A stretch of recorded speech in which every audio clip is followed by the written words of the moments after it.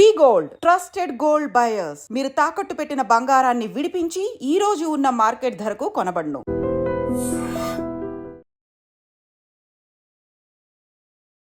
నమస్తే, welcome to I dream. నేను మీ లక్ష్మి. మనతో పాటు సైకాలజిస్ట్ అండ్ న్యూరోమెంటర్ డాక్టర్ పూజిత జోష్ల గారు ఉన్నారు. నమస్తే మ్యామ్. జనరల్గా అంటారు కష్టే ఫలి, ఇది అందరికీ తెలిసిన విషయమే. కష్టపడిన దానికి రిజల్ట్ కోసం వెయిట్ చేయడంలో కూడా ఒక తృప్తి ఉంటుంది. కొంతమందికి ఎక్కువ త్వరగా వస్తుంది, కొంతమందికి లేట్ అవుతూ ఉంటుంది. బట్ ఇప్పుడు luxury life, over expectations, easy మనీకి అలవాటు పడ్డం. సో బెట్టింగ్ యాప్స్, లేకపోతే క్రికెట్ బెట్టింగ్స్, ఇట్లాంటివన్నీ చాలా చూస్తున్నాం. లోన్ యాప్స్కి వెళ్ళటం, కుదేలైపోవటం. ఎందుకు అసలు? ఇంతకు ముందంతా మన పేరెంట్స్ వాళ్ళ లైఫ్ స్టైల్ చూస్తే ఇంత శాలరీ వచ్చేది, ఇంత దీనికి అని ఒక షెడ్యూల్ ఉండేది. ఇప్పుడు క్షణాల్లో లక్షలు సంపాదించేస్తున్నాం. ఒక 3-4 డేస్ కల్లా మనం ఇల్లు కొనాలంటే కొనొచ్చు, కారు కొనాలంటే కొనొచ్చు, ఇట్లా నడుస్తుంది. ఇది ఈ మైండ్ సెట్స్ని ఎట్లా చూడొచ్చు అంటారు? సో థ్రిల్ ఆఫ్ విన్నింగ్ ఉంటుంది మీకు. అది మామూలుగా మీ జాబ్లో కానీ మిగతా వాటిలో దొరకదు. సో ఈజీగా నేను ఇంత డబ్బులు పెట్టాను. గ్యాంబ్లింగ్లో ఏంటంటే బెట్టింగ్, ఫర్ ఎగ్జాంపుల్ గేమ్ మీద బెట్ చేశారు. సో ఇన్ కేస్ గెలిస్తే మీకు ఆ వచ్చే ఒకలాంటి ఊపు అంటారు చూసారా, కిక్ కావాలి, కిక్ అన్నట్టు కిక్ వస్తుంది. సో దాన్నే మనం ఇంకా టెక్నికల్గా మాట్లాడుకోవాలంటే రివార్డ్ హార్మోన్ డాపమిన్ ఇలా ఫ్లష్ అవుతుంది, డాపమిన్ రిలీజ్ అవుతుంది. సో ఈ డాపమిన్ ఎప్పుడైతే అలవాటు అయిపోయిందో, ప్లస్ దానిలో రిస్క్ ఉంటుంది. సో రిస్క్ తీసుకున్నప్పుడు ఏంటి, for example risk taking activities. ఇప్పుడు పై దాకా వెళ్ళి పారాగ్లైడింగ్ చేస్తారు, స్కూబా డైవింగ్ చేస్తారు, లేదా బంగీ జంపింగ్ చేస్తారు. ఇవన్నీ రిస్క్ టేకింగ్ యాక్టివిటీసే. లేదా రోలర్ కోస్టర్ ఎక్కుతారు, జెయింట్ వీల్ ఎక్కుతారు. సో ఇవన్నీ రిస్కే, తెలుసు. ఎక్కే వరకు కొంచెం భయం ఉంటుంది, ఎక్కిన తర్వాత భయం ఉంటుంది, రిస్క్ ఉంటుంది. కానీ అది ఎక్కగానే మనకి ఒకలాంటి థ్రిల్, ఒకలాంటి భయంతో కూడిన ఇది సాధించాం, మనం చేయగలుగుతున్నాం. దాన్నే ఎడ్రినలిన్ రష్ అంటాం. సో ఎడ్రినలిన్ రష్ అనే పేరు మీద చాలా గేమ్స్ ఉన్నాయి. సో ఎలా అంటే టెంపుల్ రన్, పరిగెడుతూ ఉండాలి. నెక్స్ట్ ఇట్లాంటి చాలా ఎడ్రినలిన్ రష్ గేమ్స్ ఉన్నాయి. బైక్ రైడ్ లేదా కార్ రైడ్, ఇట్లా చాలా ఉన్నాయి. సో అదేంటంటే ఈ రిస్క్తో పాటు మనకి ఒకలాంటి ఆనందాన్ని, ఒక కిక్ని ఇచ్చే యాక్టివిటీస్ ఇవన్నీ. సో ఇలాంటిదే దీనిలో ఒక ఎక్స్ట్రీమ్ వెర్షన్ గ్యాంబ్లింగ్. సో ఈ గేమ్స్లో ఏంటంటే మీకు ఏమి రివార్డ్ రాదు, డబ్బులు రాదు, ఏది రాదు, కానీ సిమ్యులేషన్ మాత్రం వస్తుంది, ఫీల్ వస్తుంది. ఫీల్. కానీ గ్యాంబ్లింగ్లోకి వచ్చేటప్పటికి మీకు ఇమ్మీడియట్గా రివార్డ్ ఏంటది, డబ్బు, ఇమ్మీడియట్గా మనీ వస్తుంది. సో విన్ అయ్యారంటే ఒకలాంటి ఎగ్జైట్మెంట్, ఫీల్. సో దీన్నే గ్యాంబ్లింగ్ డిజార్డర్గా పరిగణిస్తారు సైకాలజీలో. ఇంతకు ముందు దీన్ని ప్యాథలాజికల్ గ్యాంబ్లింగ్ అనేవారు, గ్యాంబ్లింగ్ డిజార్డర్ అనేవారు. ఇప్పుడు గ్యాంబ్లింగ్ డిజార్డర్ కింద DSM-5 అంటే డయాగ్నోస్టిక్ అండ్ స్టాటిస్టికల్ మాన్యువల్లో ఉంది. గేమింగ్ డిజార్డర్ అని కూడా అంటున్నారు ఇప్పుడు. ఓకే.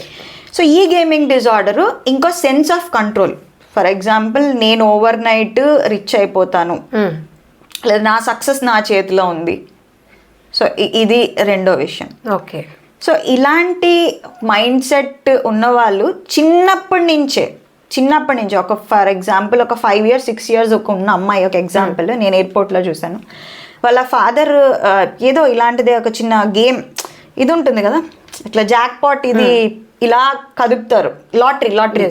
సో ఇది ఇలా క్లిక్ చేసి ఇలా మనీ వెళ్ళి ఇంత మీరు వచ్చిందని ఒకటి వస్తుంది. సో అమ్మాయి అది ఆడుతున్నది. సో అమ్మాయికి ఎంతో 1 crore ఎంతో అది వచ్చింది. ఆ అమ్మాయి ఎగ్జైట్ అయిపోయి వాళ్ళ నాన్నకి చెప్పింది, నాకు ఇంత వచ్చింది డబ్బులు, నాకు రియల్ టైంలో నేను నిజంగా నాకు ఆడాలనిపిస్తుంది అని చెప్పి. సో అంత చిన్న పిల్లకే క్షణాల్లో ఎడిక్ట్ అయిపోయింది కదా. అంత చిన్న పిల్లకే అంత థ్రిల్ వస్తే నిజంగా థ్రిల్ అనుభవించిన వాళ్ళకి ఇంకెంత ఉంటుంది. So that is 1 point. Okay.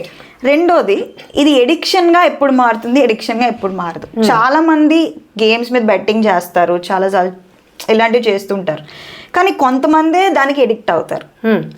So ఈ స్టాటిస్టిక్స్ ప్రకారం ఉన్న మన గణాంకాలు, వాట్ ఎవర్ స్టాటిస్టిక్స్ ప్రకారము ఎవరికైతే మిగతా అడిక్షన్స్ ఉంటాయో, ఫర్ ఎగ్జాంపుల్ ఆల్కహాల్ కానీ, డ్రగ్స్ కానీ, లేదా ఇంకేమైనా అడిక్షన్స్ ఉంటే, ఏదైనా మెంటల్ హెల్త్ కండిషన్ ఉంటే వాళ్ళు ఎక్కువ ఈ గ్యాంబ్లింగ్కి ఎడిక్ట్ అయిపోతారు. చాలా తక్కువ కేసెస్లో కంట్రోల్ ఉంటుంది. చాలు మనం ఇంత లాస్ అయిపోయాం, ఇంకా దీని జోలికి వెళ్ళకూడదు. సో బ్రెయిన్ ఫంక్షన్లో కూడా కెమిస్ట్రీలో కూడా ఇంబ్యాలెన్సెస్ ఉంటాయంట అకార్డింగ్ టు రీసెర్చ్. ఓకే. ఈ గ్యాంబ్లింగ్కి ఎడిక్ట్ అయిపోయిన వాళ్ళలో చిన్న పిల్లల నుంచి అంటే 20 years 18 years నుంచి కూడా గ్యాంబ్లింగ్ ఆడే వాళ్ళు ఉన్నారు. కొంతమంది ఎడిక్ట్ అవుతారు కానీ కొంతమంది అవ్వరు. ఓకే. సో ఇప్పుడు ఉన్న పరిస్థితుల్లో సంపాదిస్తుంది తక్కువ, అలవాట్లు, ఎక్స్పెక్టేషన్స్ ఇవన్నిటి దృష్ట్యా అంటే టీనేజర్స్ వరకు మనం డిస్కస్ చేస్తే కనుక ఎందుకు వీళ్ళు ఇట్లాంటి గేమింగ్ వైపు అట్రాక్ట్ అవుతున్నారు అంటే దెర్ ఈస్ ఎనీ కాజెస్? చాలా ఉన్నాయి. వాళ్ళ ఫేవరెట్ హీరోనే వచ్చి అడ్వర్టైజ్ చేస్తున్నారు, లేదా వాళ్ళు ఏదో కంటెంట్ ఇంటర్నెట్లో ఏదో చూస్తూ ఉంటారు, వెంటనే పాపప్ అవుతుంది గ్యాంబ్లింగ్. ఐ మీన్ లైక్ ఇంతను పెడితే ఈ మధ్య వీడియో గేమ్స్ మీద ఇది ఎక్కువ అయిపోతున్నది, వీడియో గేమ్స్ మీద బెట్టింగ్. ఈ గేమ్ గెలిస్తే నీకు లంప్సంగా ఇంత డబ్బు. సో వాళ్ళు ఏంటి, ఆ ఏజే ఒక ట్రాన్సిషనల్ ఏజ్, వాళ్ళకి హార్మోన్స్ ఇదిగా ఉంటాయి. సో వాళ్ళకి ఏంటంటే ఆ రిస్క్ నచ్చుతుంది. మామూలుగానే టీనేజర్స్కి నచ్చుతుంది రిస్క్. దాంట్లో నీకు ఓవర్ నైట్లో నీకు ఇంత డబ్బు వచ్చిందంటే నీ ఫ్రెండ్స్ నిన్ను ఎలా చూస్తారు. సో అదొక కిక్, విపరీతమైన డాపమిన్ అనమాట. డాపమిన్ అనేది కొంతవరకు రిలీజ్ అయితేనే బాగుంటుంది. అదే కంటిన్యూస్గా రిలీజ్ అయిపోయింది అనుకోండి, విపరీతమైన డాపమిన్ మీ బ్లడ్ స్ట్రీమ్లోకి వెళ్ళిపోయింది అనుకోండి, రివార్డ్ అంటాం. రివార్డ్ మీకు ఏదైనా నచ్చింది జరగగానే, లేదా ఫర్ ఎగ్జాంపుల్ నాకు ఒక గిఫ్ట్ వచ్చింది, నాకు ఎవరో కార్ గిఫ్ట్ ఇచ్చారు, అది నాకు ఒకసారి ఇస్తే బాగానే ఉంటుంది. అంతేగాని కంటిన్యూస్గా నాకు గిఫ్ట్లు ఇస్తూ నాకు డాపమిన్ అలవాటు అయిపోయింది అనుకోండి, మీరు ఇవ్వకపోతే నేను పిచ్చెక్కిపోతాను. విత్డ్రాయల్ సిమ్టమ్స్, ఇరిటబిలిటీ, చిరాకు వచ్చేస్తూ ఉంటుంది. సో అలా వాళ్ళకి వాళ్ళే తెలియకుండా వితౌట్ అవేర్నెస్ ఆ లూప్లో పడిపోతారు. ఓకే. సో దీనివల్ల ఇంకా మీరు ఇందాక చెప్పినట్టు వాళ్ళకి నచ్చిన వ్యక్తులు దీన్ని ప్రమోట్ చేసేటప్పుడు ఇంకా వాళ్ళు ఈజీగా దానికి ఇన్ఫ్లుయెన్స్ అవుతూ ఉంటారు. అదొకటి. ఒక్కసారి అలవాటు అయిపోయిన తర్వాత వాళ్ళకే తెలియదండి. అంటే ఆ ఊబి నుంచి బయటకు రాగలుగుతారా వాళ్ళు? అసలు చాలా కష్టం.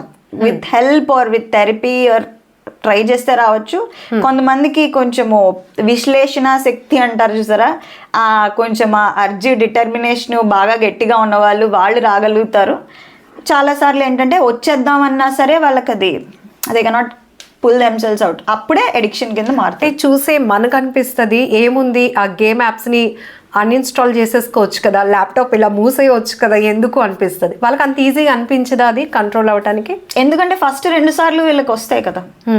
అది ఎలా అంటే అంత సింపుల్గా కాదు, చాలా కాంప్లెక్స్గా ఉంటుంది.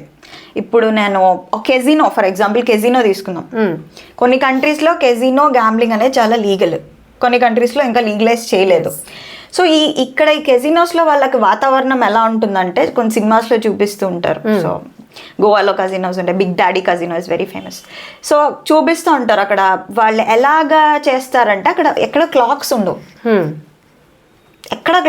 మీకు టైం ఎంతో తెలీదు, అది పొద్దున్నో రాత్రి కూడా తెలీదు.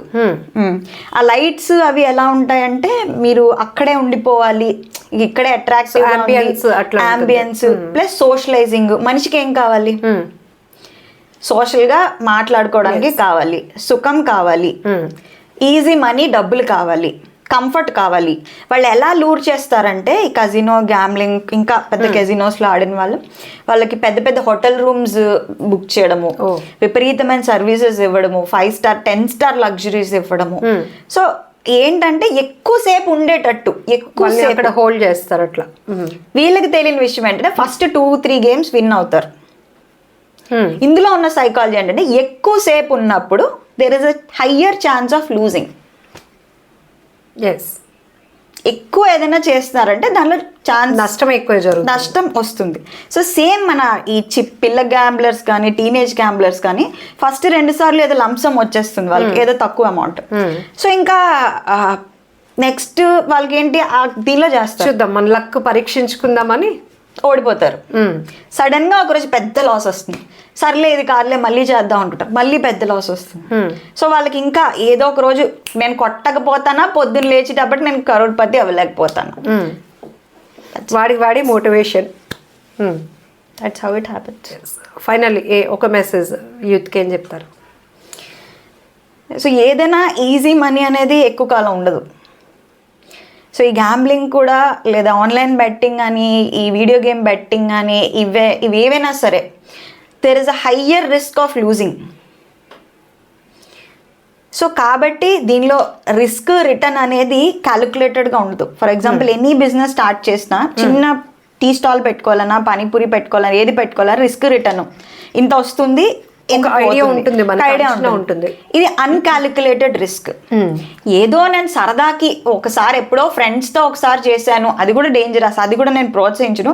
అలా మీకు తెలియకుండా చేస్తే పర్వాలేదు, కానీ పని కట్టుకొని కూర్చుని దాని మీద 100% ఇది కానీ కాన్సన్ట్రేట్ చేసి కానీ చేశారంటే there is every chance or risk that మీరు దానిలోకి ఎడిక్ట్ అయిపోతారు. ఒక్కసారి కూరుకుపోయిన తర్వాత దానిలోంచి బయటకు రావడం చాలా చాలా కష్టం. ఇప్పుడు డ్రగ్ ఎడిక్ట్స్ లాగే, సిగరెట్ స్మోకింగ్ లాగే, ఒక 2 రోజులు నాకు ఈ డ్రగ్ వద్దు అంటే పిచ్చెక్కిపోతారు, ఇరిటబిలిటీ, చిరాకు, తాగుడికి ఎలా అలవాటు అయిపోతారు. Same changes, same brain chemistry changes ఉంటాయి. కాబట్టి వీలైనంత వరకు ఇవి ఆల్కహాల్ స్మోకింగ్ దీని అంత ఈజీ కాదు. ఫైనాన్షియల్ స్ట్రెయిన్ అనేది పడిపోద్ది, మీ జీవితం, మీ తల్లిదండ్రుల జీవితం, ఫ్యామిలీ మొత్తం. సో కాబట్టి అది గుర్తుంచుకోండి. So save yourself and awareness spread చేయండి. Thank you so much. నమస్తే.